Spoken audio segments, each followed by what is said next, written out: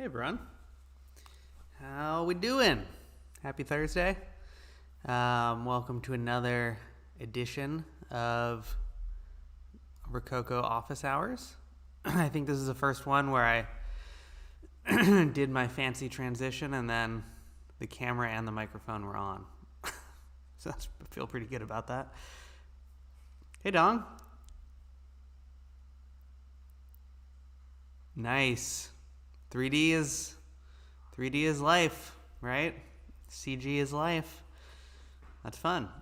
Cool. So for those of you who are here, this is the idea with these is basically that we'll be doing. I have a little project that I've prepared that we'll be playing around with, but really these office hours exist just to answer other questions as well about whatever under the sun, Rokoko stuff, workflow stuff. So ask your questions. Doesn't have to do with anything that we're doing here today. It could be about your suit, problems you're running into, whatever it is. Ask your questions and speaking of questions, Dong, I know that you were doing a lot of Maya metahuman stuff, and I just saw today that a really great tutorial for that. Where was it? Let me pull it up. Because it was really awesome. I gotta find it here. Hold on a second. Where was that? Metahuman. Search in the Slack.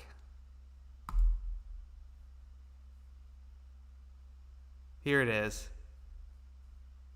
Okay, let me open this.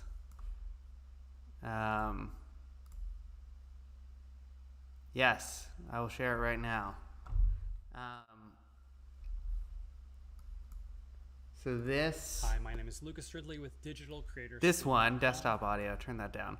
I would just search for this. Actually, wait, hold on, I can put the link. I haven't actually watched the full thing yet, but this guy who I've definitely seen before, I forget what his name is. Is it here? Lucas. I think they have a bunch of good stuff. But anyway, this tutorial goes through the whole method of going back and forth between Unreal and Maya. So I checked this one out. This is what I thought of you when I saw this. But I don't know. He walks through pulling it out of Unreal, and then he talks about how it's a complicated thing and nobody has really explained it very well. I don't know. Check this one out. That's the link.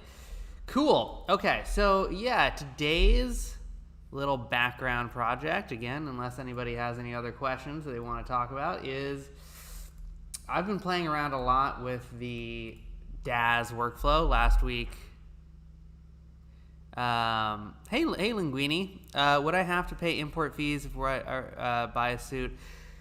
I believe so, unfortunately, but you can always reach out to sales@rokoko.com, and you could CC customer support at rokoko.com, and they will talk to you about the implications of the import fees. I do believe, at least in the UK, which maybe is different now or something,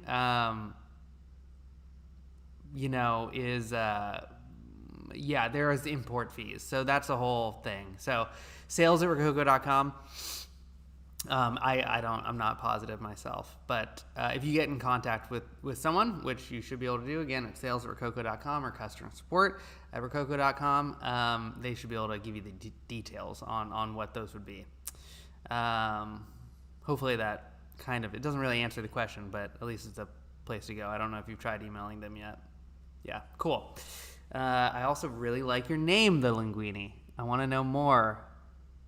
How are you the Linguini? Is that a pasta reference or is that a Ratatouille reference is the real question. Last week I tried to go through the workflow for using a DAZ character in Unreal, and we got halfway there and didn't, and then thanks Linguini. it wasn't fully baked. I'm working in the background on a whole masterclass series on VTubing and all the different workflows for Unity and Unreal. Nice, Ratatouille. I mean, the best. Anyway, but I've been playing around a lot with DAZ because I think DAZ is a great alternative to the metahumans now that everyone is wanting to do VTubing or whatever it is. And it's pretty easy to get it all working. It's not fully baked, I think. I use a plugin. We'll go through that in a second. But anyway, I've just been playing a lot with DAZ, and it works really well in Cinema 4D, especially with Rokoko Studio. Yeah, Dong. It's actually unlisted because it was a bit of a mess, and I don't want to steer people the wrong way. But we'll go through some of it today in DAZ, and so yeah. So we're gonna also be using Cinema 4D. So it's gonna be a DAZ character. We're gonna send it to Cinema 4D, record the mocap, which I've already recorded. We're gonna send it over to Cinema. Then we're gonna take it into Houdini. And basically, what I really wanted to show was that, I feel like in terms of Instagram videos or something, there could be a whole thing that you could do with liquids in Houdini, and like facial blend shapes and stuff. And it's just cool that it all works. And, collisions are kind of interesting and difficult in Houdini, but it's pretty easy. We'll go through it, and so it should be fun.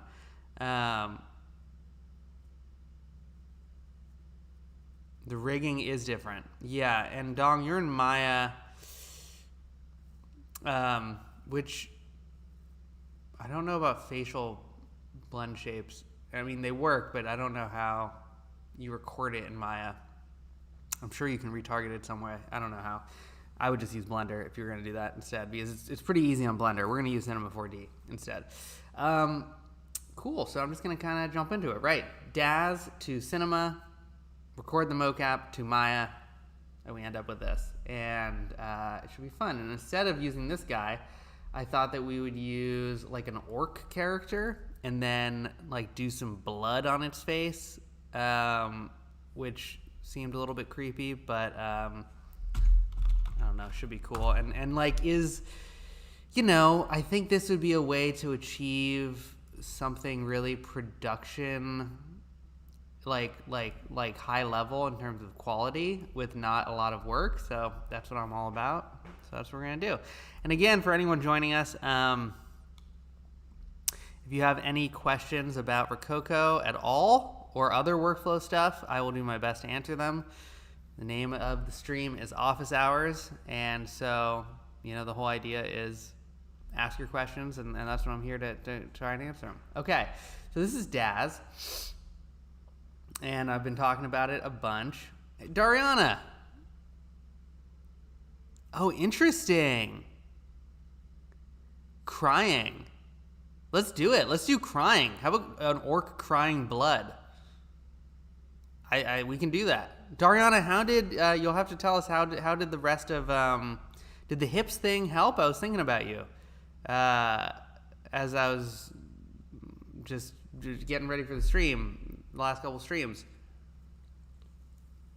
I hope it's looking better. Let us know if it is. But yeah, let's do that. Instead of blood on the face, crying blood from an orc. Maybe we'll get rid of the eyes and the eyes will just cry. No, let's do crying blood as if there's tears, and that will be kind of the vibe. I'm sure we can do that. I mean, yeah, interesting. Okay, this is going to be good. This is going to be fun. I have a couple ideas about how we would do that. The tough part about that is going to be basically from where do you generate the tears, right? And I think we'll see. Let's do it. It's going to be an orc, though. So we'll be realistically crying blood as an orc. So yeah, I've been talking about DAZ a bunch, and it's great, and it's a good alternative. They have a store, DAZ Studio. This is a program, is free. They have a marketplace where you can buy characters from anything from $5 to $20, a little bit more sometimes.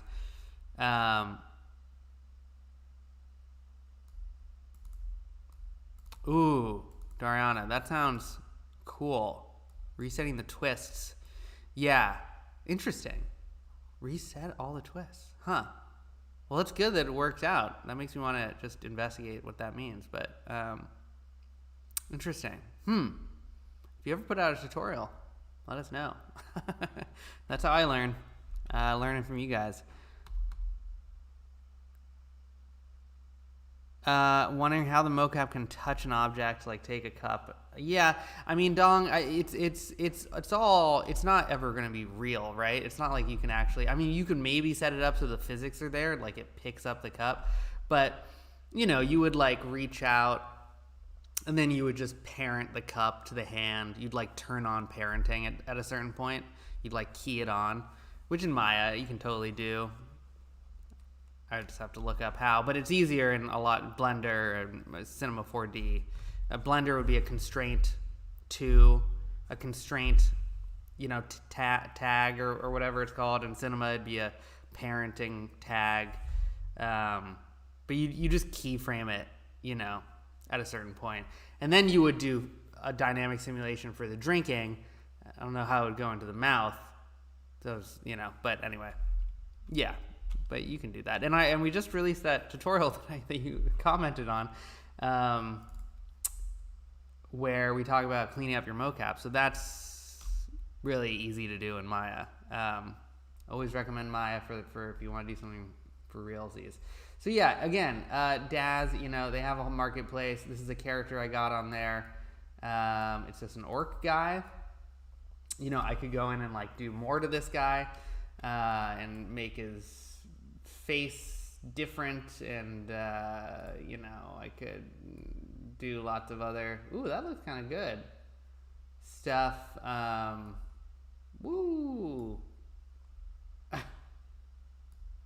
One of the bummers about DAZ is you can see that when I click we lose some detail, and that's because unless you're working in Blender, and even if you are, basically all this really intense detail is all subdivision mesh stuff, so that tends to get knocked out when you export it, at least if it's an FBX. But I have a couple other tricks about that, but so it'll look fine. I've already got them all rigged up. So right, this is a character I bought on DAZ, added to my scene, and here's kind of the tricky part. So we want to add facial blend shapes to this character. Now, there should be a way to basically, if it's a Genesis 8.1 character, you can add blend shapes without using any plugins and stuff, but I'm still working on that workflow. So in the meantime, what I do is I use a plugin called from Lalo 3D. And Lalo 3D is a guy who has made a bunch of plugins for DAZ, and you can find his stuff on the DAZ store, and you basically download his plugin. Let's see if I can find it. Lalo. Okay. Is there a let's look it up.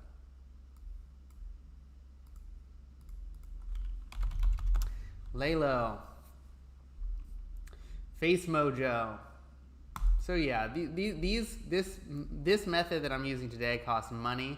I think there's actually a cheaper one for $50. But basically, you download his plugin, get it all set up for DAZ, and using his tools, you can export a character from DAZ with the facial blend shapes that you need to work with Rokoko. And again, DAZ now is adding these facial blend shapes for free, but it's just kind of a complicated process and it doesn't always work, so we're going to use this kind of legacy method of getting the facial blend shapes in. Oh, thank you, Adam Films. Love you guys too. So I've got my character. It's the Genesis 8 male.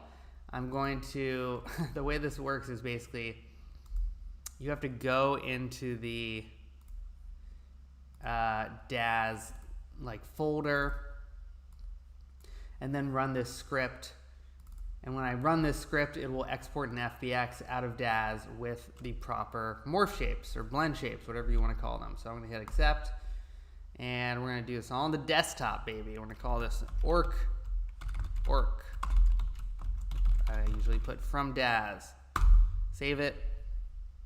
And that's it. Let's open up Cinema. Ooh, I was just exporting out this. This was the result of what we're doing today.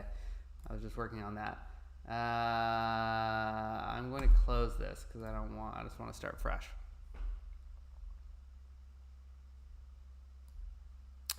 Dong, what is the plugin? Yeah, it's from Lalo 3D, and you could look up his site about all of it. And I do recommend using his plugins over the DAZ workflow currently. I mean, I think the DAZ thing totally works. It's just it can be a little finicky, whereas Lalo's plugin like works every time. So we're just gonna do that instead of like last week trying to work within the system, because I just want to show that it's possible. Just loading up Cinema. Choo choo choo. How we're doing on time? I've only rambled for 15 minutes.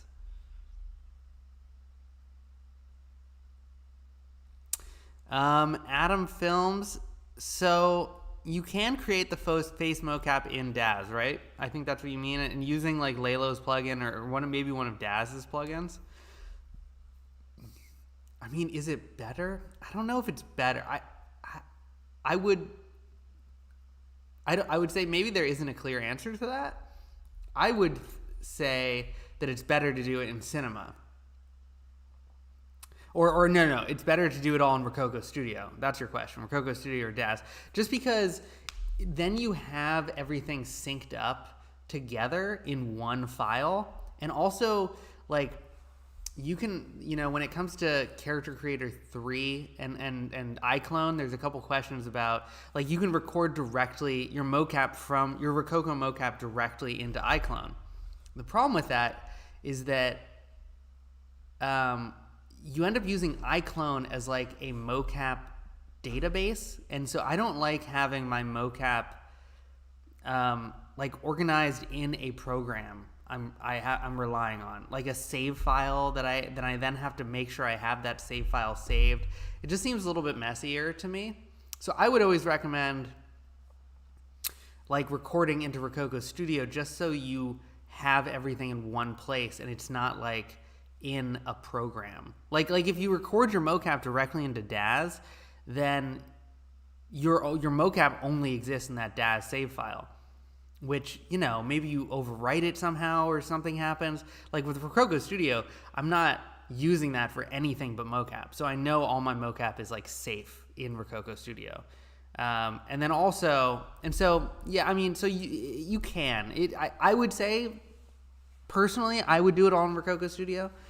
But there's probably situations, especially if you're going to stay within DAZ, then maybe you just do it all in DAZ. I don't know. Also, I think DAZ has its own way of getting facial mocap that maybe you don't want to use our, method or something. And so you could do that and then use Rokoko mocap for the body. I don't know. I think it's probably easier to keep it all in Rokoko if you are using Rokoko for everything else. That's, I guess, the big question. Okay, Cinema. Open up our orc from DAZ. Yeah, no problem. That's the goal. Every answer I always give is going to be a little bit rambly, for which I apologize. But yeah. Okay, so eyelashes, I'm going to get rid of those, Dariana. I always get rid of the eyelashes. You could keep them, but it makes everything more complicated. So I'm just going to get rid of them. No eyelashes for our orc, which for aliens and stuff, I think that's always okay. But as you can see in Cinema, all of our blend shapes. Let me get rid of this for a second. All came over. Boop, boop. Where's jaw open? That's the big one. Jaw open.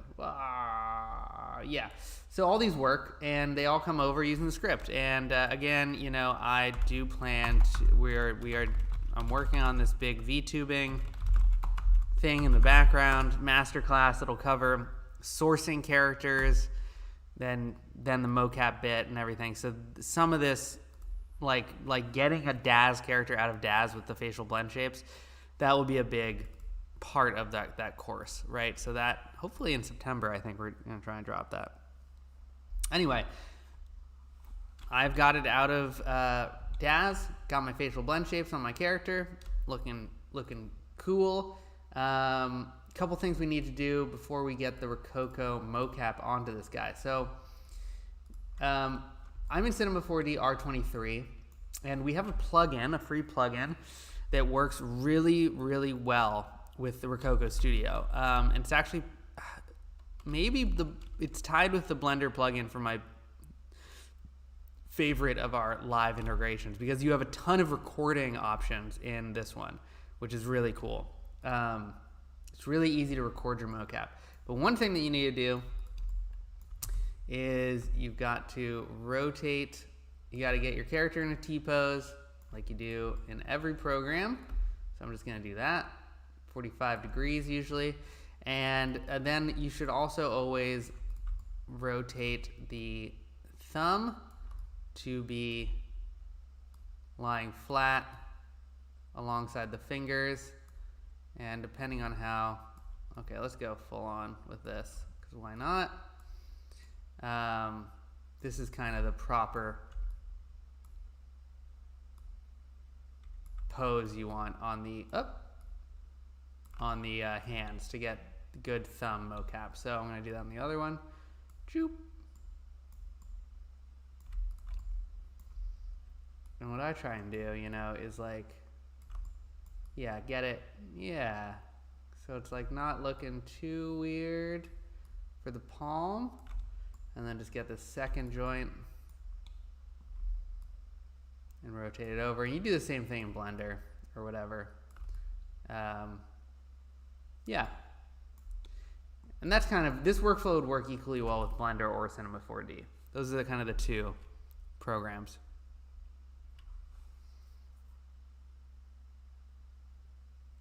Hey, Adam, that's a great question. So we have a sponsorship program that you can apply for. I do think it's pretty backed up at the moment with a lot of applications.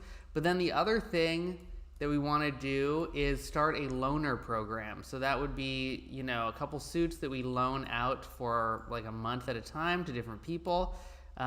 We haven't set it up yet, but we will have a portal or something set up soon, so kind of pay attention. I'm sure we'll talk about it on the Instagram or on this, as we'll send out a big newsletter and stuff at some point. So that would be cool, and that would be an option. Yeah. And again, doesn't exist yet, but it's something we've talked about a lot, and so that will be happening at some point. And then I'm sure the best way to get in the running for something like that is going to be, making cool stuff with the mocap that is available. There's free mocap on the Motion library. Yeah, there's awards we have monthly competition too on our Instagram. And you can enter that using like Motion library assets, which is our motion capture store. But there's free ones. There's a ton of free ones on there. So you could download one of those, make something cool in Blender or whatever you use. Adam, what program are you in? As I keep kind of working on this guy. Right, T-pose, thumbs, looking good. Okay, let's add some tags. Rokoko tag to the mesh and to the body. There's like a boneless situation happening here, which you can just fill out manually, but I've created a preset for Genesis 8 DAZ characters. There's just a couple missing things you have to fill out sometimes. So that's how I do that there. But when I added the face tag, and again, you just add a Rokoko tag and it adds automatically a face or a body. It already has all the blend shapes in there, which is awesome. So at this point, Cinema Adam. Person after my own heart.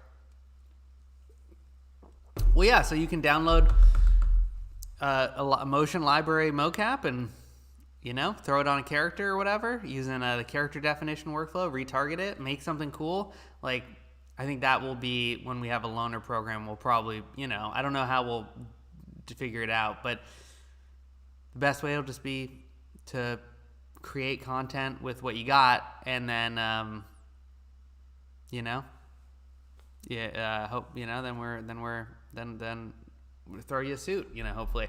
I'm sure that we'll have lots of people who want to be a part of it.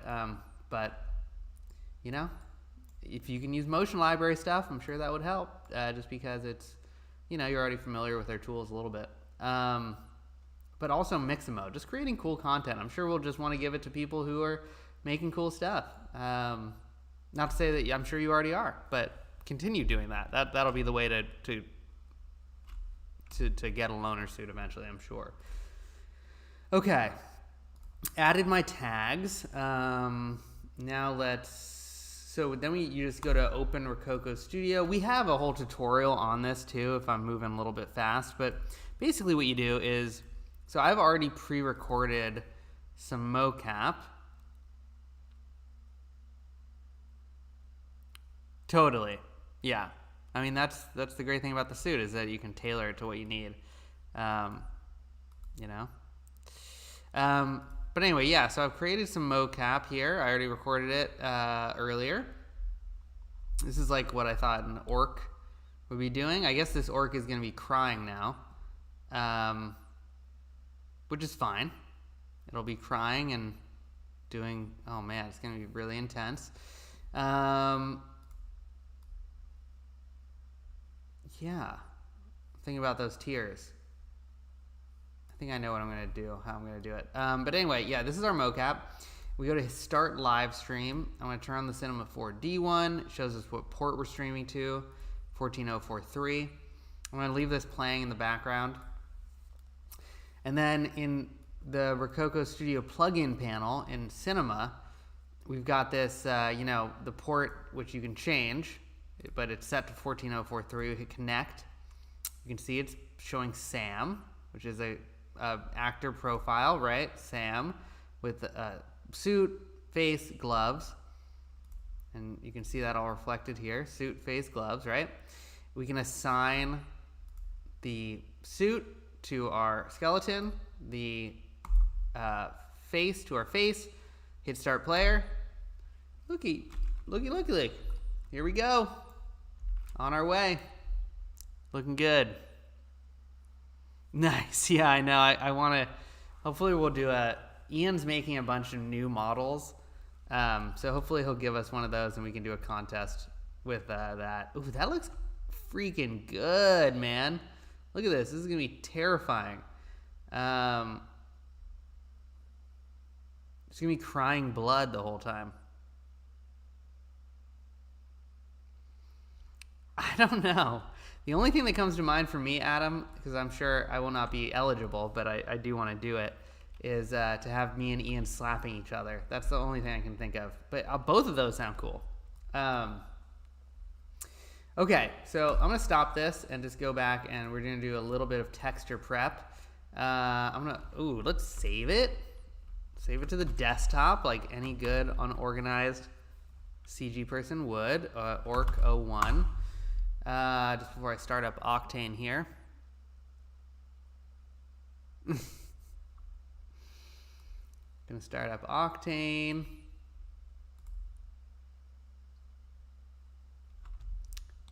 Boom, and I'm just gonna create a blank HDR environment, so it's black. I'm going to make a lighting setup I usually do is like a light that is kind of pointed up, down from an angle. Make it a Fresnel light. If you don't use Cinema or Octane, none of this matters or makes sense to you. But you know, I like this lighting setup with characters generally.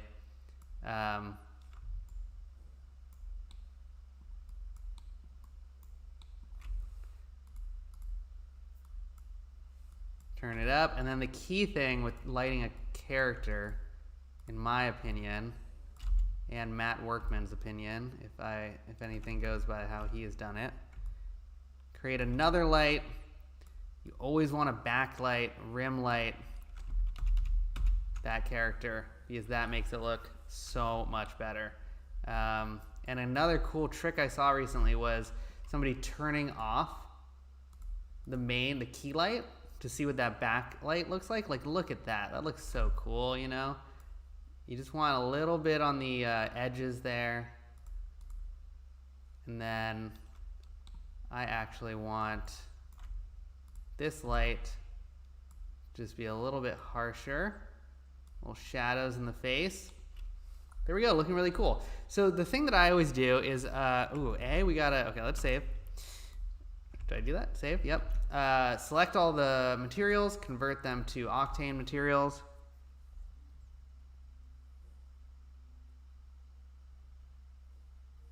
We're gonna use Houdini for the blood, Adam. And so the skin shader, that's what I was about to do. I'm curious, I mean, yes, please. Send a skin shader URL if you have one. Because I'm always looking out for that. But what I do, is basically I have a, and I've just converted all the Octane materials, remove the unused ones. And then I'm gonna create a specular material and I'm gonna plug that into the eyeballs. Cornea one I just get rid of. There we go. Woo, looking good. I'm gonna create a camera, change the focal length to 80, make it look a little bit more badass, a little bit less fisheye-y. So this is starting to look good. And yeah, what I do is I go to the face, and you can basically I have these bump maps that I got for DAZ characters. Maybe they're the same ones you use, Adam. From Travis Davids. Is I think what his name is. Excuse me, itchy on my nose. But anyway, yeah, it's got a bunch of things for DAZ characters like roughness maps or skin maps. I mean, in this case, I'm not going to change the diffuse, but I just want to add a bump to the skin, and that will make it look like, yeah, look at that. It just looks way better, you know. So it's not meta-human level, but like with good lighting, and especially, you know, in the end, if you go ahead and you throw this in a subdivision, like this looks good. This looks really good. Like this looks like an orc you could see in a video game, you know. I'm not going to use a subdivision, but you know, I think that this looks really good, and so this is like you can get some really great results, I think, out of this. Cool. So now let's record our mocap to our orc because it's looking good, all textured up. Save it again. Gonna open up that Rokoko plugin. It's all already set up. Hit start player. I'm gonna stop Octane because I just want to see this, you know. And basically, I'm just gonna hit start recording at the beginning of the thing, which is just running in the background, you know. So let me play it again, and then when this reaches the beginning, I'm just gonna hit start recording, wait for it. I'm gonna reach up and touch the thing. Boom, boom. Okay. So now we're recording. We're recording the mocap to our character. Sorry if this is blocking anything.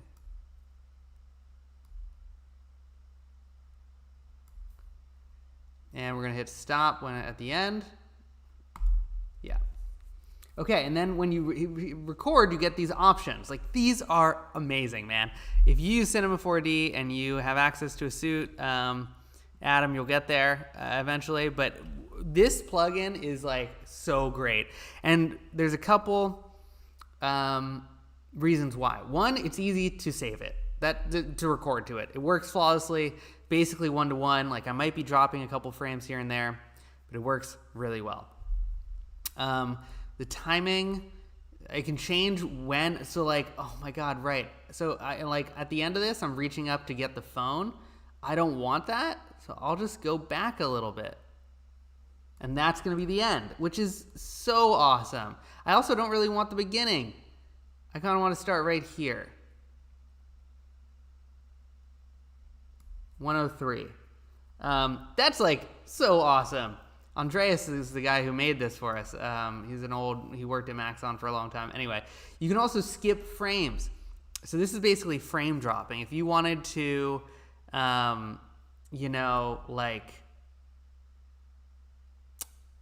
basically you can kind of, humans were very twitchy, but animated characters are not. Animated characters are very, they like, this is my Bluetooth speaker. It's a cat. But they like will hold something up and their hand will stop. My hand is not stopped. If I was wearing a mocap suit, this thing is, it's moving with my hand. So, but if you drop a bunch of frames, so this is 2-to-1 would be dropping one of every 2 frames. 3-to-1 would just be keeping one of every 3 frames. So dropping 2 frames, keep a frame. Dropping 2 frames, keep a frame. 4-to-1 is dropping 4. I'm not sure if it's dropping 4 frames, keeping 1, or if it's dropping. But anyway, basically you're dropping a bunch of frames out, which is amazing. We're gonna keep it all, but that is like something that people really find useful in other programs and stuff. It's kind of like Butterworth in Maya. It can smooth out your mocap. Anyway, it's great. You can create a new take with your mocap. So I could do a bunch of recordings all on different takes within Cinema. I'm just going to create it to this take. I can name it. I can keep it outside of the project. I'm not going to. I'm just going to bake my keyframes at 0. Bake. Does it. Gives me a thing. Exit out of all this. Stop my connection. My connection is dead. Disconnect from Rokoko Studio. Look at this. And then it plays back. This is the recording. Here we go. It's playing back a little slow because I have it set to all frames. I'm just going to set it to 30 frames. And like, this is pretty awesome how easy that was. And it also works great live. I usually don't do it live because I like to use pre-recorded takes for everything. But it's really easy to do. Way to get it onto your character. Look at this. Looks freaking awesome. I'm crying blood. Okay.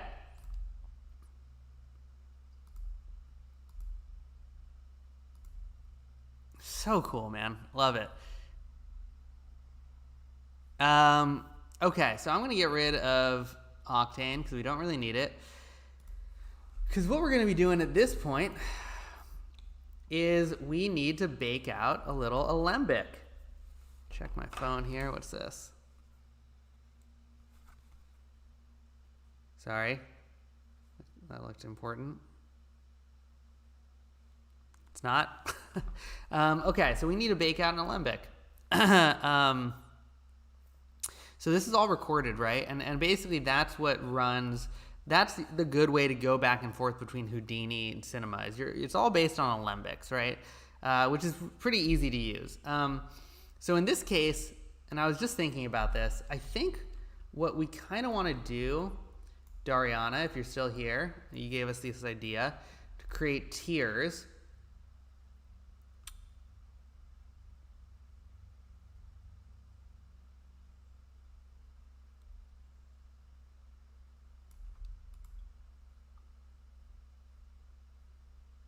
Thinking. Sorry for going quiet. Okay, so I think what we're going to... Oh, interesting. Okay, it moves. So that's going to be a problem, that the thing moves. Where do tiers form? Let's look it up. Oh, tutorial. Tutorial script in progress for Blender. Where do tiers form? Where do tiers form?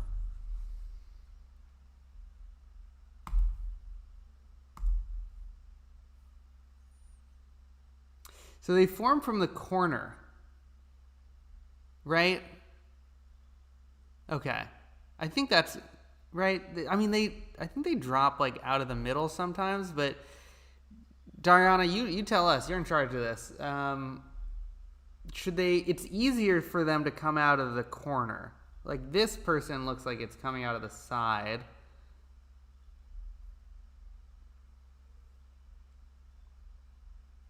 But this is easier to do. Because basically what we're going to do is we're going to like, this is how I would think about it. This is how I would do it. No, sphere. We want a capsule. Create a capsule. Shrink this bad boy down a lot.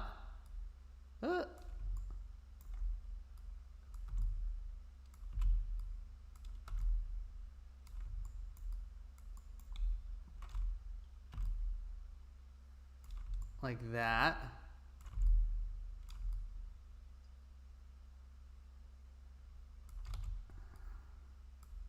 Kind of rotate it into place. Then I'm going to add a rigging tag, constraint tag, parent this. You do this in a bunch of different programs, right? In a bunch of different ways in different programs. Parent it to the head. Yeah. So, and then like get it as like we don't want it intersecting with the model at all.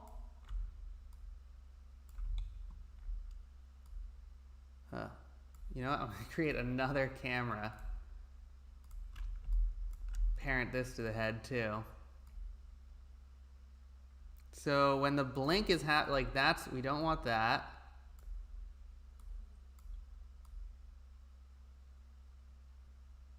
I would do like this. Something like this, Dariana. You know what I'm saying here? Let's go to the blink.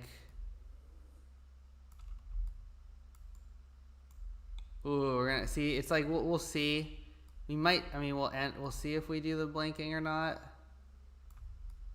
And what I've just done is parented the camera so that we're moving alongside this, just so I can check it. So I do like that, I guess. Maybe I'd move it up a little bit. It's the blinking. You just really don't want them to be intersecting when you're working with dynamics. Yeah, so I do that. Oh, it's cool. It's like underneath the brow too. I double it. Add another one. Yo.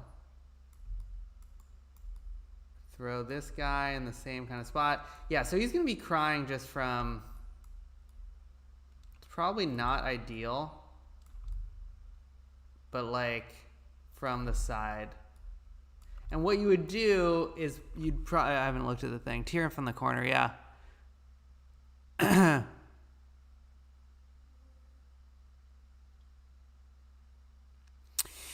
The eye becoming wet with tears, I think you do with a you would do with a wetness map. You know, essentially, it's called. I don't know if it's called a wetness map here, but you would. That would be like you'd key a noise mask revealing a specular map on making the eye more reflective, so it looks like it's wet, right? Like it's all about cheating, right? We're not actually going to try to cover the eye with actually dynamic water, because that would be possible, I'm sure, but like, you know, not that would probably be more trouble than it would be worth. So let's try this, and if this doesn't work at all, then we'll just do blood pouring on set again. So we'll see what we can do. Okay, so we got our tears like placed, and basically what I'm going to do is bake out two separate alembics. One alembic, which is the body, I'm going to do that right now. So in Cinema, what you do is you just select the body and you go bake as alembic. Normally it offers you a place to save that alembic. This is just doing it.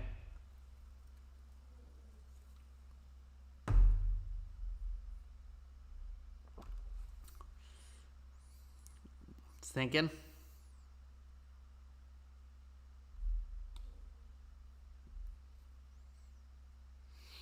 And again, anyone has any other questions? Doesn't have to be about Cinema 4D, doesn't have to be about Houdini.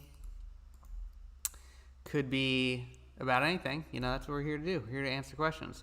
Go to the desktop. Did it bake? Alembic. Okay, so it did bake and it just, when it's, my projects are never saved. So when it's not saved, it offers you where to do it. Anyway, so that's our alembic of our character. Now I'm going to bake an alembic of my capsules. Bake as alembic. And while that's doing that, I'm going to open up Houdini. And you could probably, Dariana, what program are you in again? Is it Maya? Is it Cinema? I guess the question I'm asking is because you don't have to use Houdini. You know, in Cinema, there's X particles and stuff you could use instead.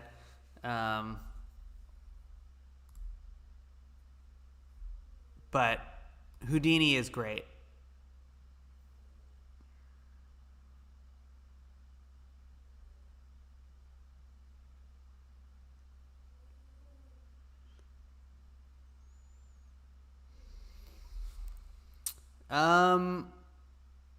Hi, random person of culture. I am not positive, but it should. I don't know if it is actually. Like with VR chat, I know that at least you can't. I don't think you can get the finger animation in. Hi guys. Hi everyone.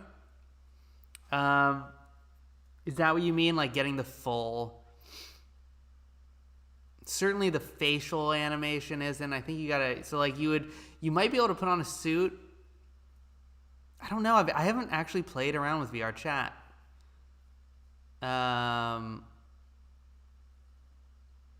know it's just driven by VR handsets and stuff.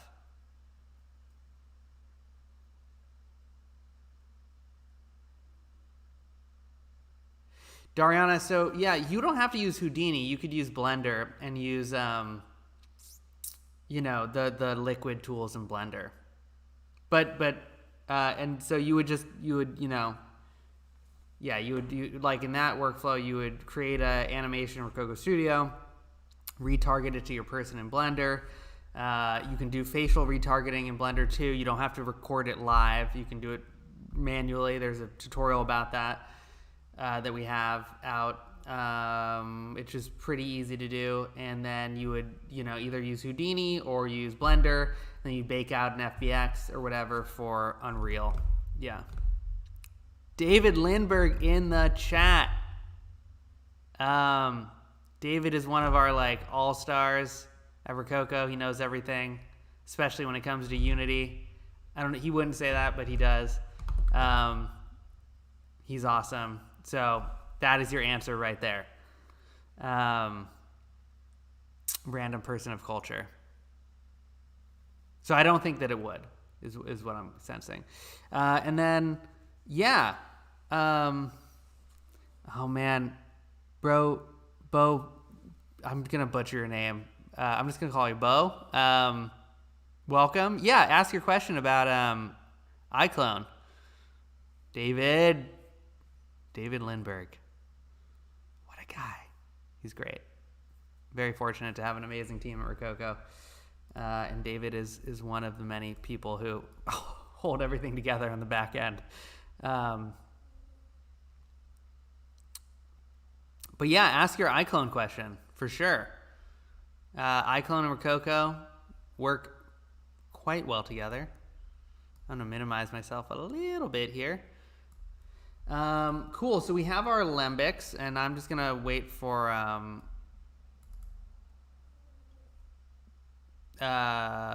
Bo's question. But yeah, and then Dariana, I'm sorry if I didn't answer that properly, but yeah, you could do that in Blender, right? And you do everything in Blender, and then you export out an FBX or an Alembic to Unreal, where you would do your filming. But unless there's, I don't know, you could just do it in cycles, unless you wanted, right, like cool real-time trees and stuff happening. Okay, Houdini. Oh, we're not on track, but it's okay. We're actually pretty close. So, new project in Houdini. I'll save it to the desktop. orc01.hip. Create a geo node. That's where we're gonna put our alembics. Let's name it. Let's do it right. Orc. Then we're gonna drop down an alembic node. This allows us to import alembics. If I click this little button right here, I can go find our alembic. We're gonna call it Genesis 8 shape. It's gonna import way too big because Houdini is working centimeters, I think, and Cinema is working in meters, or I have that backwards. But basically, they're not seeing eye to eye. Space H frames everyone together. So what we're going to do is we are going to, before we transform this guy down to make him the normal size, we have to basically shrink him by 100 down to 1% of what he is now. We are going to throw down an unpack node. This will basically convert this alembic to geometry. I'm not sure if we also need to throw down a convert node, but that's what I do. This will convert anything to polygons. So now we have something that dynamic simulations will interact with. So that's key. You gotta unpack your alembics and convert them. I don't know if you have to do both, but I do both. Next, we're gonna throw down a transform node. And we're gonna shrink this guy to 0.1, 0.1, 0.1. Now he's the right size. Oh no, 0.01, excuse me. Real small. There we go. And a good method is always just, if you throw it on a box, like, you know, it should be like that, right? It should be like not way more giant than a typical box. Plays through. I think the frame range for this was 533. A couple things we got to make sure we're doing in Houdini. Change the frame rate to 30 because that's what we're working in, and then also change this to 533. And now we have the whole animation in Houdini. And then I also always put a null node at the bottom, call it out. There we go. Got our orc. Micro orking. That's what we're doing. Whoop, whoop, whoop, whoop, whoop. Running fast. Okay, so that's our orc. Like at this point, if I wanted to do the blood dripping down on the orc, no, let's not even do that. Never mind. I'm not even going to talk about that. Next, we're going to import the tier, basically the tier generators, right? The place from which the tiers emitter, we should call it. The geometry node, alembic node, same deal. We are going to import those sweet tier emitters, and if we zoom out a ton, I bet they're up here somewhere. I don't know where they are. Oh golly. They're small, but they're up here somewhere. Same deal, I'm just gonna unpack node, followed by a convert node, and I do not pretend to know what I'm doing. So if anyone has any problems with this or better ways to do things, I am all ears. But this is how I do it. 0.01, 0.01. And then a null at the bottom of this. Call it out. frame everything up. And now if we search, we go, yeah, look at that. We got our little capsule. So those are our two alembics. Disconnected me from the chat for some reason. But now I'm back. Those are our two alembics. There we go. So this is looking really good. So now, basically what we're going to do is we are going to select our tiers, our tier emitters, those capsules. I'm not blocking anything, am I? No. And we are just going to go particles in the shelf, emit particle fluid. Click it.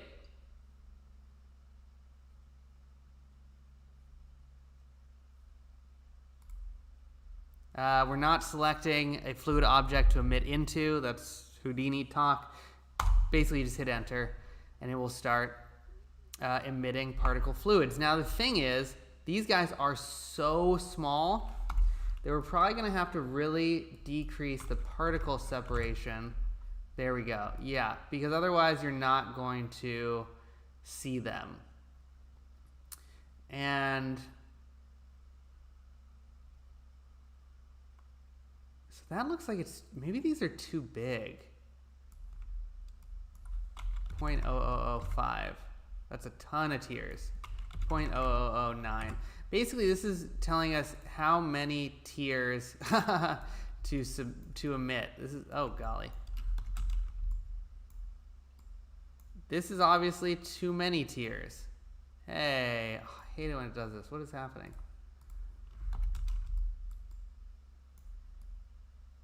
So he's like weeping a lot of blood. So, I mean, I'm sure there's a way to figure this out in Houdini. I might just re-export.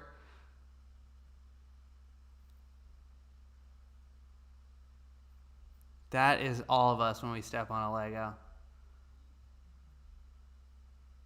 I wonder if I key... Like, this is a ton of tears. Obviously, this is not how people cry. So, Dariana, I mean, this might be where we kind of leave this one. I mean, let's add collisions. So, if I select my orc and make it go to the collision, a deforming object, you can see it added it into my auto dop network. This is a lot of stuff, I realize as well, but you know, this is what we're playing with. We need to make this a concave collision, and here you can see this is the blue is our collision geometry, so that looks pretty good.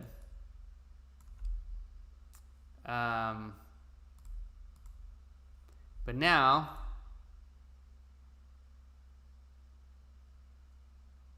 this orc is crying some tears.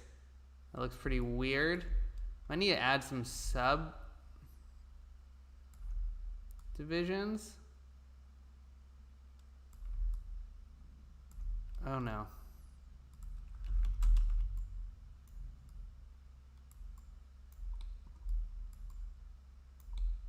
Let's do a flip book. This is gonna look not right. So this would take a lot of tweaking. So I think we'll maybe just do the blood thing, pouring on its head, because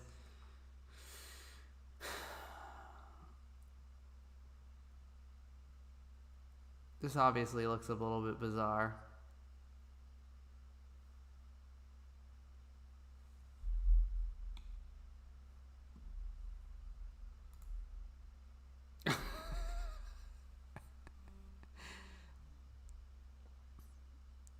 This is either, you wanted realistic crying, right, Dariana? I think we've gotten there.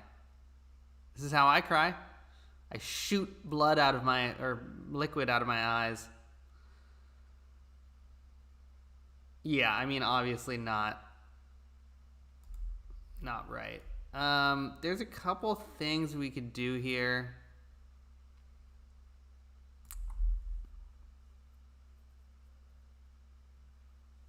Trying to think.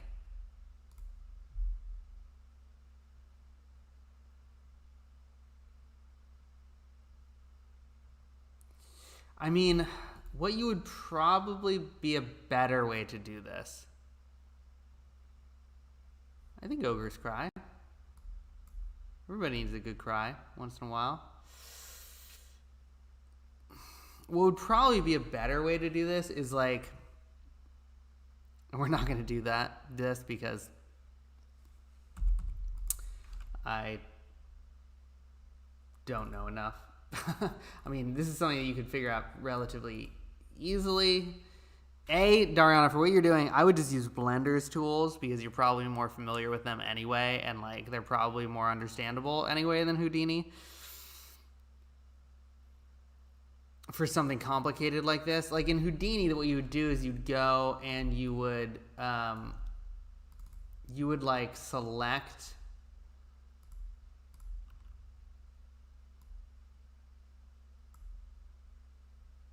You would like, right, you would do this. You'd be like, okay, I'm going to choose these, create a group, and then emit from that group. You can see, you can't really see that I have them selected, but I do.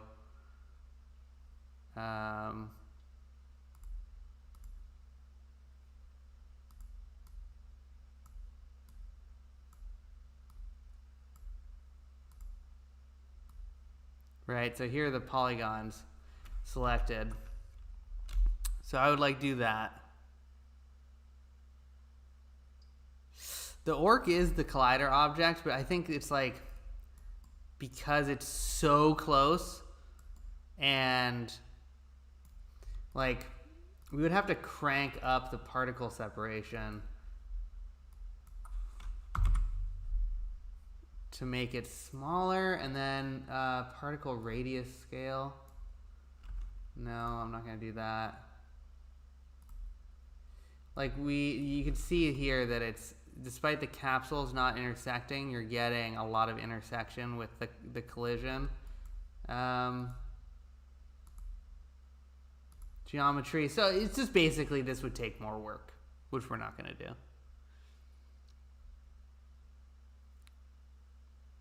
DB Contra, how you doing, by the way? Make the orc cheat the friction settings.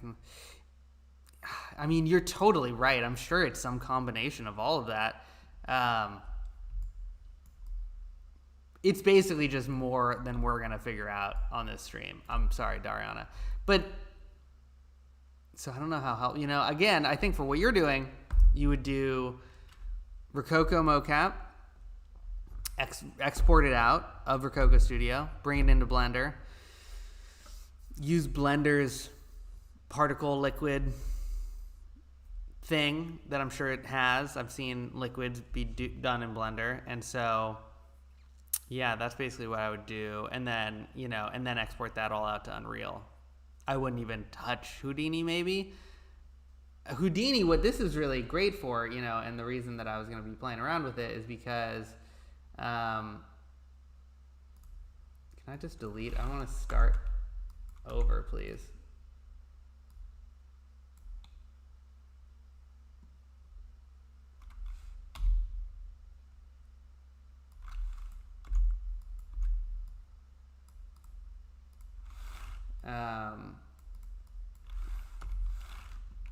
So this is me deleting everything. Now we just have the orc. Like, what it's better for is like what I had made. I mean, it's good for this obviously too. It's just that requires, you just got to know what you're doing a little bit more in Houdini, which I don't. But just doing something more like this, is easy, quick, and that's kind of what we're targeting. Nice, DB. That's awesome. What's your Vimeo called? Go check it out. Okay, so let's do back to the blood on the head, because that's easy. I'm sorry, that's what we're doing. Easy stuff, baby.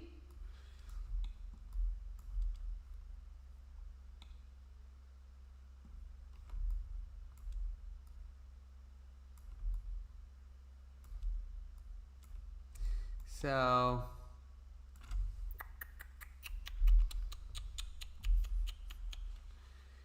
how does blood pour onto someone's head? I mean, we can make it...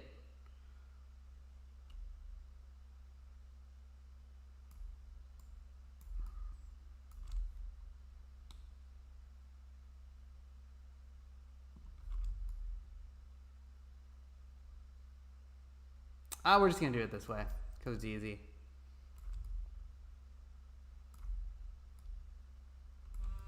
Questions that you find yourself asking when you work in CG. How does blood pour onto a head anyway?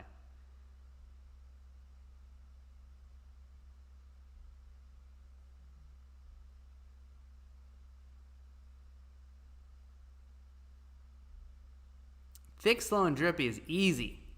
That's what it's all about. Hey, Ugo.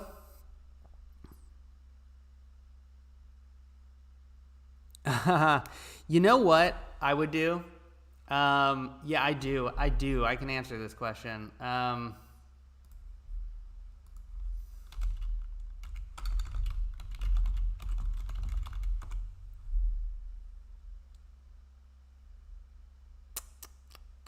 Applied Houdini.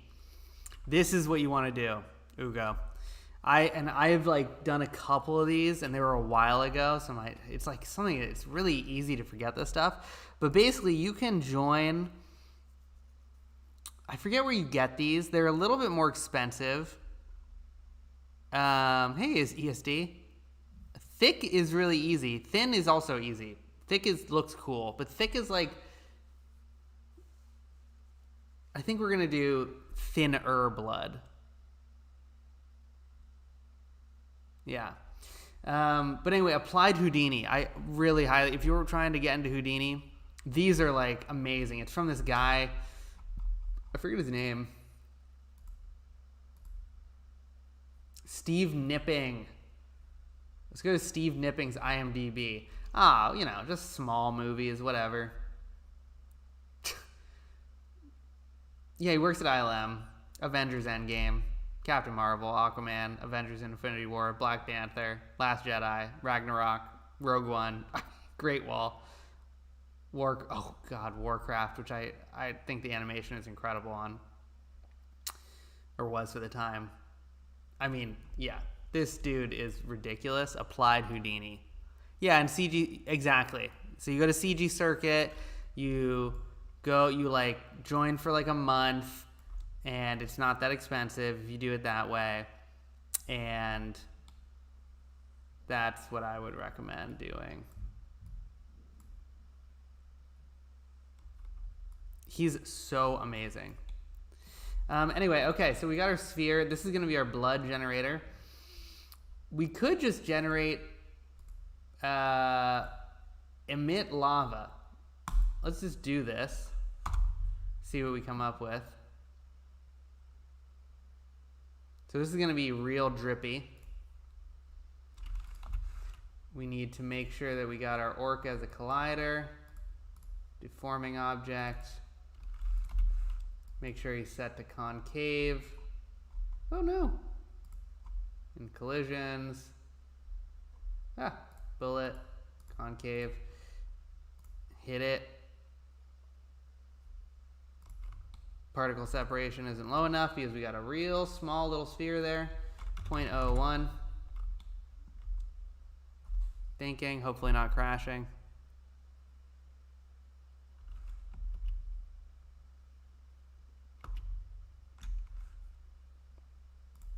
We got our lava. Oop, I've made it too detailed.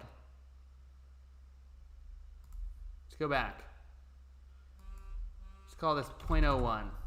There we go. Got our lava. There we go. This just looks so cool, man. And I think we want to have it start on like frame 38.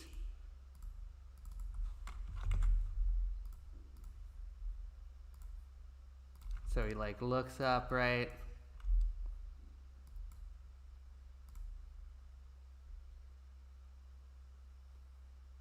This is like, I don't think blood acts this way. This is like really viscous.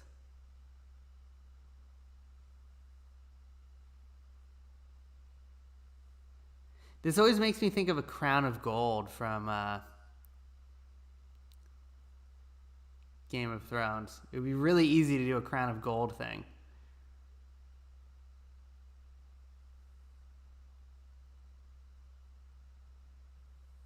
And look, I love how it's hardening over time.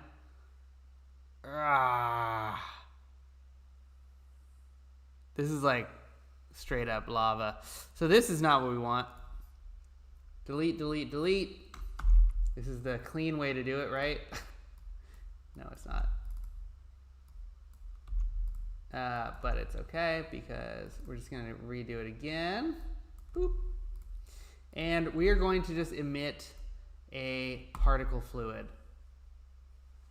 instead. Make our orc a deforming object again. Make sure that our flip 0.01. Oh, say 0.005. Is it gonna crash? Let's say 0.008. Oh no, it can handle a little bit more.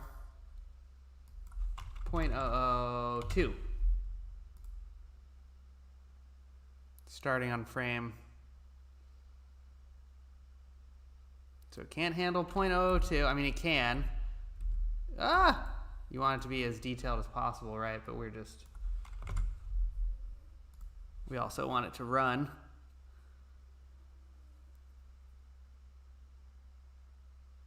So this is pouring blood all over the place. That's not really what we want. I want like a little tiny stream of blood and like rivulets of blood. So maybe we'll make our sphere smaller.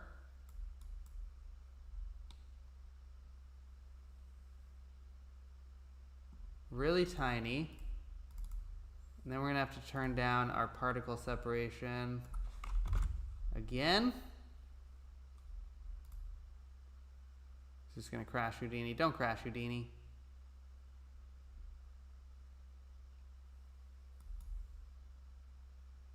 Might have crashed it.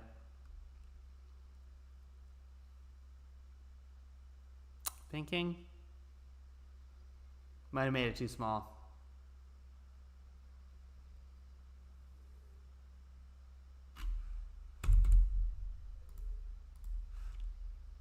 Made it too small.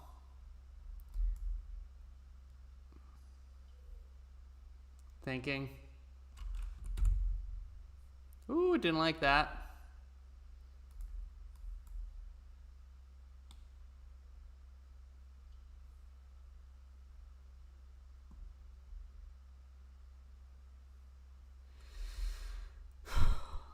We're just gonna make up more blood. The nice thing is that even if this is crashed fully,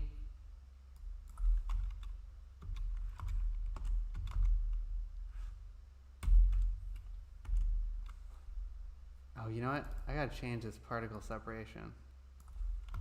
There we go.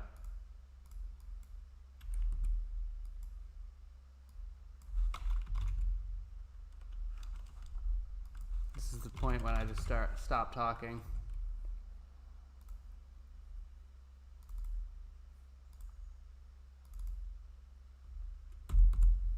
Yo.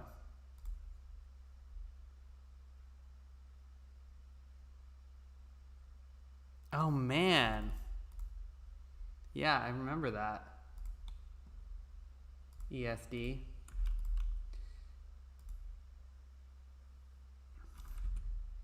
Oh, hold on.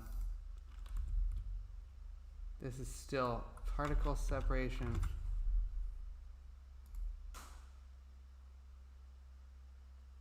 Okay, that's too much blood. Okay, at least it's back to working again.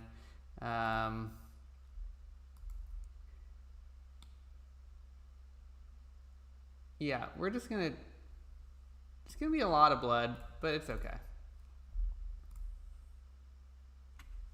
Because I just want to do it.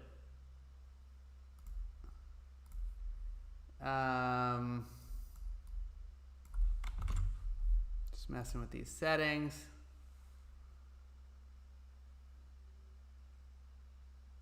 Cool. It's just a ton of blood. That doesn't really look right, but whatever, because we're just going to do it. That's a bummer. You know, this is just, I try to keep things within the realm of possibility for doing it within an hour. But, you know, I don't know if we're going to be able to get realistic looking blood that I wanted. So we're going to go to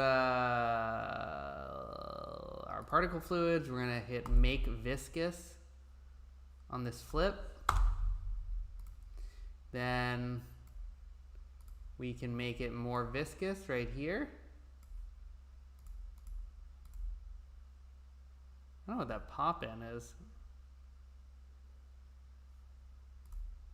Oh, we need to enable viscosity on our flip.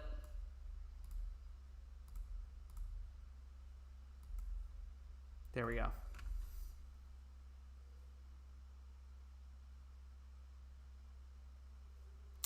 So we could make the eyes emitters, but the problem is the eyes are spheres that are within the head, right? So it's like you're going to be emitting a lot of stuff that isn't, what you would want to do is select the bottom of the eyes, or the bottom it's usually called a tear line right here, and you would select that and emit from that. But I just haven't used Houdini enough recently to remember how to do proper groupings to emit from.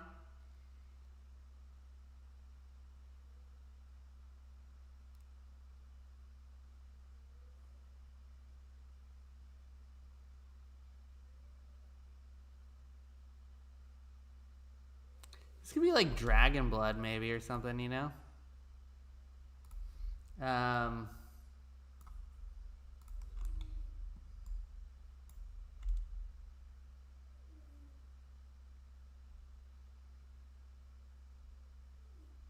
But the really thing I was interested in seeing is like how this emitter would work with the mouth, like the moving blend shapes, which I'm pleased to say it like works. Like that's kind of the point of all this, is I wanted to just see how it would work like with the moving face. Like the other thing you could do that would be easier than this is you put a cylinder inside the mouth and have blood coming out of the mouth. But again, like it gets more complicated when you start dealing with stuff like that.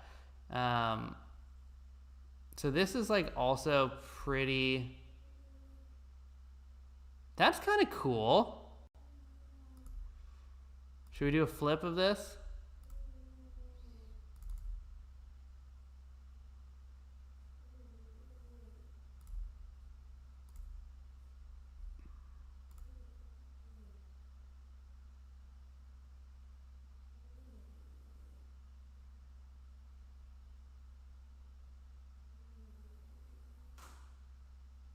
A flip book, not a flip. So then this is,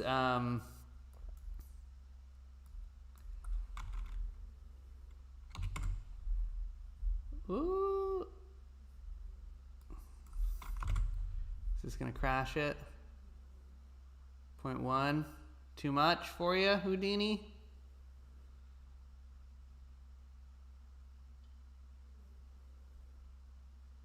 Thinking. Ooh.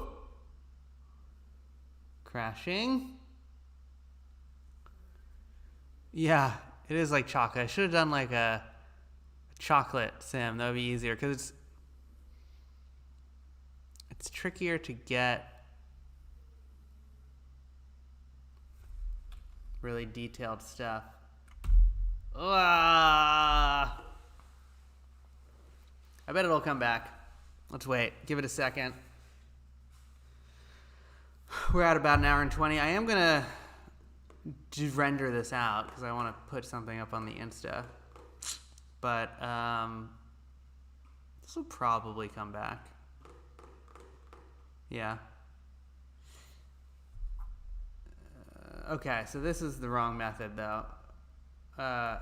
Voxel scale 0.3. Don't calculate it. I don't need you to calculate it. And basically what I'm going to do is I'm not going to do it here, but, you know, I'm just going to make the scale of the... No crash.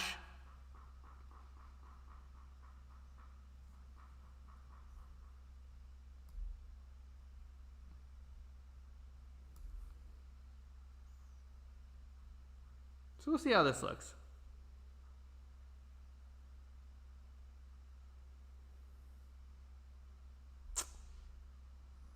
This is like gonna take, this is like gonna crash it.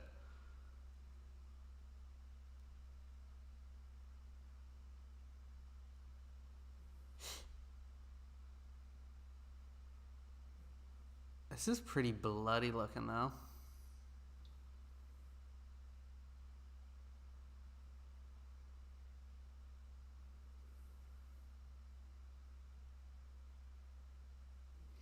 Okay, cancel this. Let's make this 0.35 and let's run a flip book of this bad boy. And then, yeah, we'll spend the next 10 minutes. I don't know if anybody wants to talk about anything else. But yeah, you know, I think we'll do another. I definitely want to start doing like, you know, we're going to set up that how to send in project files and we can go through and try to create stuff or edit stuff together of people's project files that they need help with. So maybe that's what next week will be. I don't know. What does everyone want to see? More Blender stuff? We gotta start doing polls every week. That's what we should do. Just do an instant poll. Excuse my burps.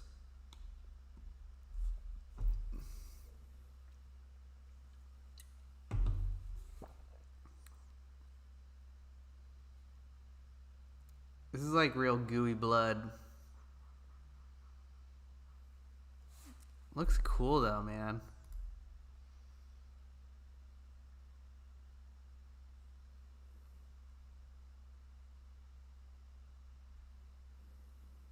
C4D stuff.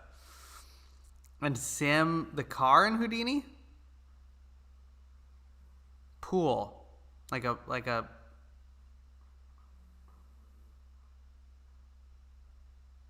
or like do tire smoke or something. Dude in a car would be a really good one. Yeah, particles for the... I mean, a car would be a good one because that's something that I think a lot of people have problems with, and, you know, which is one of the things. It's you know, how do you get the hand stuck and everything? And it's definitely, there's some pretty easy-ish ways to do it in Cinema that we could do. Maybe we could try and do that in Blender too. Poll ESD. Oh, poll. Oh, yeah. Yeah, we should do that. You're right. Maybe we'll do that, Adam. Yeah, there's a good way to do it. I'll open it up right now. This is running in the background. Let me copy this guy. Oh no. This is how you crash your computer. You have Houdini running a sim.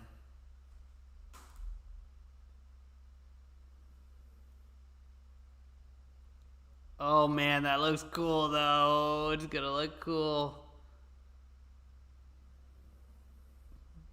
Make it extra bloody. Oh.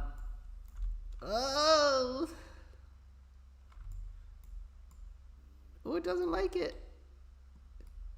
It's thinking so slowly. Well, I don't need to do this flipbook right now, so I'd much rather. Oh, that's gonna be freaking dope. Stop that. Save. Oh, stop. Save.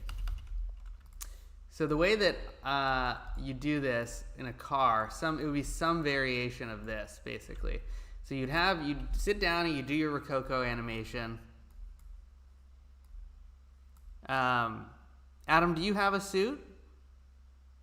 No, we were talking about it earlier, right? You were thinking about getting a suit later or something. Yes, right. So you can do this with, Mixamo or whatever, like sitting. You wanted to put them in a car or put them on a motorcycle or whatever it is.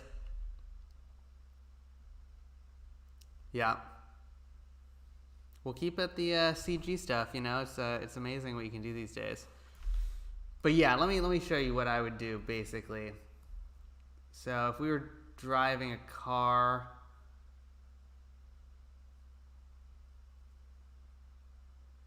let me find a good frame. Let's call it this. What you do, also good on you for friggin' being into this. I wish I'd gotten started in CG at 18. That's awesome. So I'm going to delete the collar down to I'm going to delete all of this mocap on the entire left arm. Go to coordination, delete all these rotations. Animation, delete track. Dead arm. Did I leave the collarbone? No, I killed the collarbone too. Collarbone.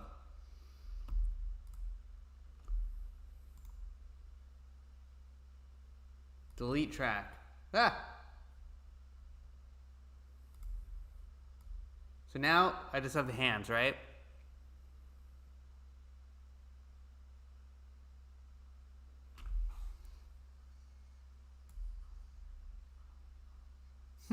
ESD.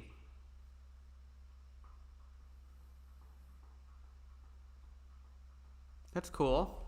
I'll have to check that out. I think I knew that they were doing that. But yeah, and then basically you got your steering wheel, or you got your motorcycle, handlebars, whatever it is.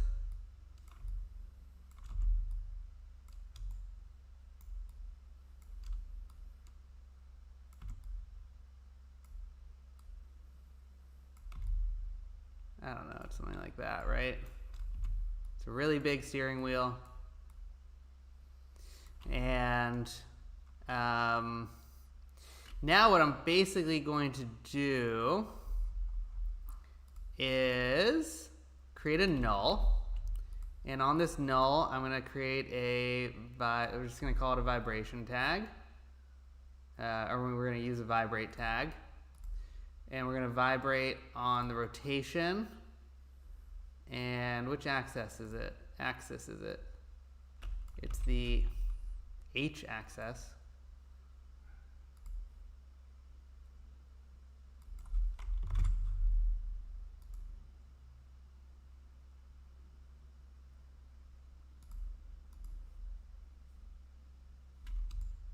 Is this rotating?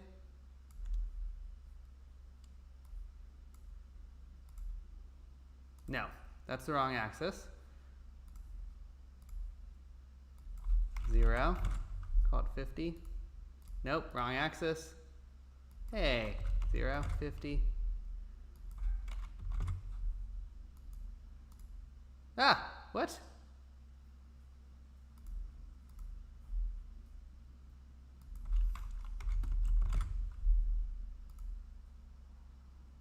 What?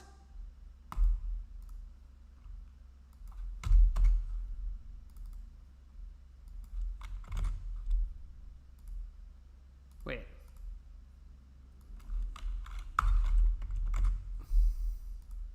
Okay, well that's not right. I don't know. Well, okay, I'll just hand animate it.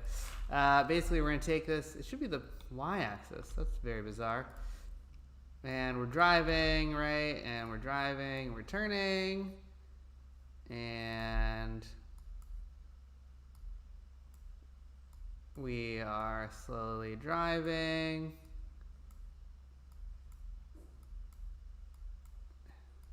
And we're kind of moving the steering wheel.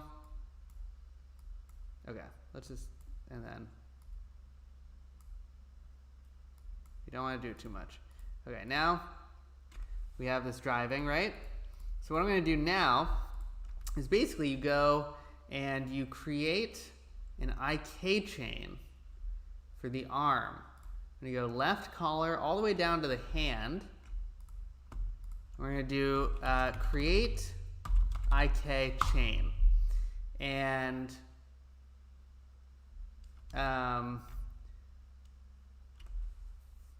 then hand goal. Where's the hand goal? Hand goal. We're going to put this hand goal in here. We're going to move it, right? You can move it.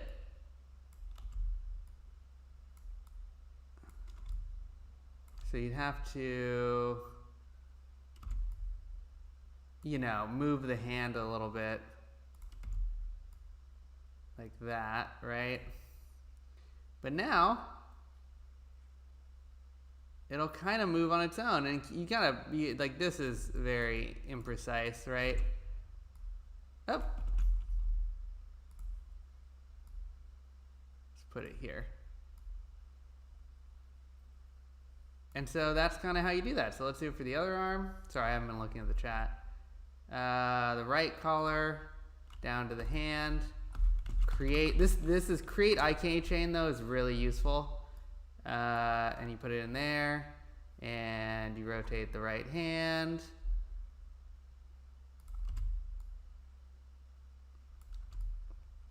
Right, and move the right hand goal. And look at him, he's driving. Look, I'm driving.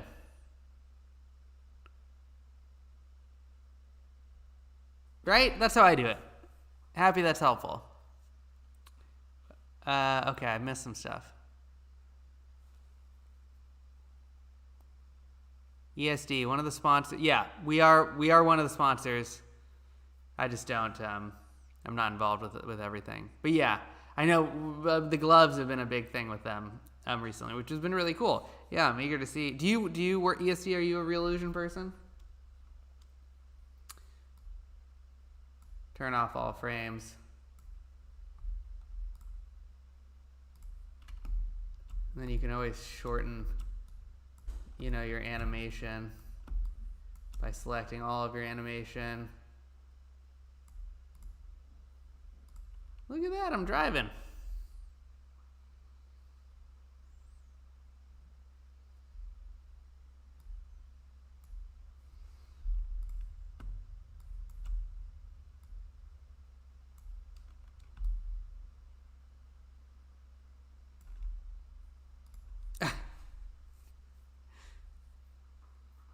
It's tough, yeah, if you're not all completely into it because it's like expensive Real Illusion, but really good, some really good tools.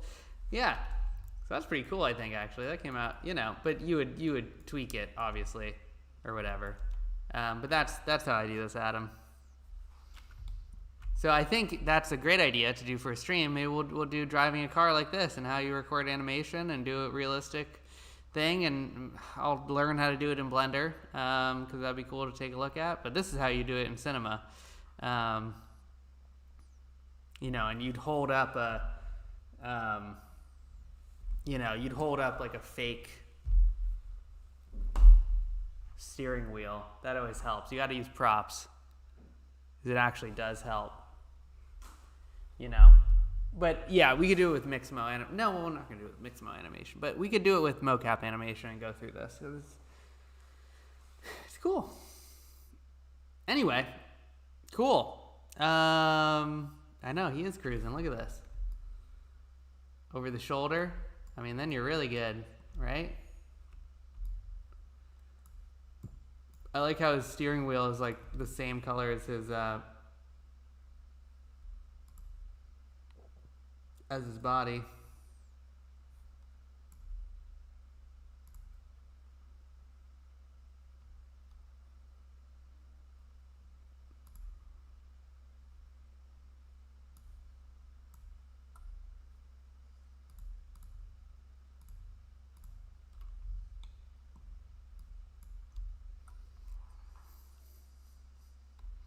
course he's got his butt cheeks out. You kidding me? You gotta have your butt cheeks out if you're an orc.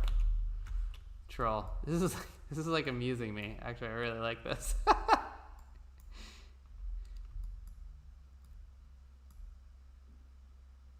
Yeah. Anyway, cool. Well, everyone, thanks for joining. And, I'm going to pump out that Houdini sim in the meantime because I really want to see how this looks. And we're going to kind of call it there. We'll do a poll maybe for next week's. But I like the idea of doing IK stuff. And, you're welcome, everyone. Of course, good to see you. Thanks for coming. Thanks for joining. Use my fancy button there. And we'll see you next week. Come with your questions, and eventually we'll be getting that loaner system and everything up and running, and it should be cool at some point.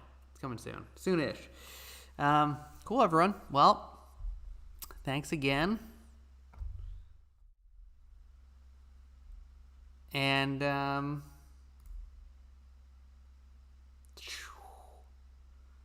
we will see you on the next one. Okay? Bye-bye.